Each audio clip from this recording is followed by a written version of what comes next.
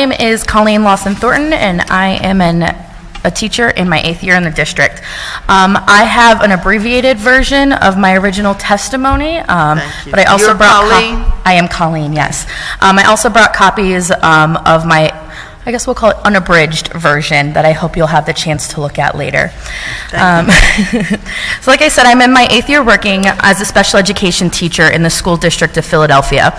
I currently work at the Academy at Palumbo, where I serve as a special education liaison and learning support teacher, among other duties. I'm here to speak to you today about how the current state of special education in the school district of Philadelphia inadequately supports our students with special needs and how it is negatively impacting special education teachers across the district. I'd like to start out by addressing special education vacancies and leveling. There continues to be an unacceptable number of vacancies across the district. Many of these vacancies are special education teachers, one-to-one assistants, and/or classroom assistants. With these positions unfilled, special education teachers and building staff are unable to implement students' individualized education plans and positive behavior support plans. We need these positions filled immediately to provide a free and appropriate public education for all of the children in our district. Ensuring that Philadelphia has a qualified teacher in front of every student for the entire year should be the district's #1 priority. It is not enough to say that 99% of vacancies are filled. The 1% of students who do not have a teacher represent over 3,000 students who are not given their most basic right to a teacher. The high number of vacancies across the district result in special education teachers being pulled from their duties to provide coverage for general education classes or to become the teacher of record for classes outside their areas of certification and expertise. As a result, special education students lose out on supports designed to help them make academic progress. This means that it is not just students in schools with special education teacher vacancies that are being denied the specially designed instruction outlined in their individualized education plans. Due to the high number of vacancies, leveling hit special education departments across the district especially hard this year. At my school, we lost one of the 2 learning support teachers we had.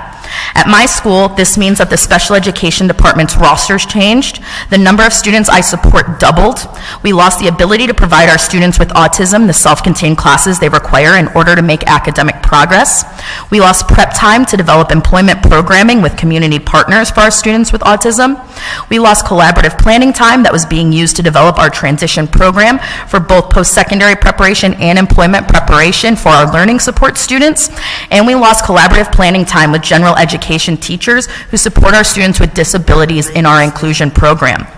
As a side note, the teacher that was moved due to leveling put her 60 days notice in with the district on the first day at her new school. The district is not reallocating resources through leveling, they are driving out their teachers. The second thing that I would like to address is the unrealistic expectations that are put on teachers, but I'll specifically look at special education teachers. Based on special education teacher inventory that I created, special education teachers across the district spend an average of 8 hours of unpaid time each week completing special education paperwork. This includes reevaluation reports, individualized education plans, functional behavior assessments, and positive behavior support plans. Every special education teacher in this district will tell you that their during school time is for students. It is focused on time spent with kids and not paperwork. Special education teachers will never prioritize paperwork over students, but because paperwork, not students, is the priority of the district, we are required to volunteer our time to complete it outside of our paid hours. One of the biggest issues that we face is caseload numbers. Special education teacher allotment is based on the number of students receiving specially designed instruction in a building. The number breakdowns are antiquated and come from a time when special education teachers did not have the volume of teaching duties or other professional responsibilities that we do now. Special education teacher duties have changed and increased, but the system for determining teacher allotment has not been adjusted to match our evolving duties. Because we are facing unrealistic caseload sizes, it is impossible to provide appropriate supports to special education students. I'd like to close my testimony today with recommendations for the school district, specifically for the Office of Specialized Services, which is the department in charge of special education. The first one, I'd like them to recognize that special education teachers and Special education liaisons are required as teachers in the School District of Philadelphia to complete duties beyond writing paperwork and monitoring progress. I would like them to explicitly outline special education duties and SEL duties and include guidelines for how much time each week should be allotted to each duty.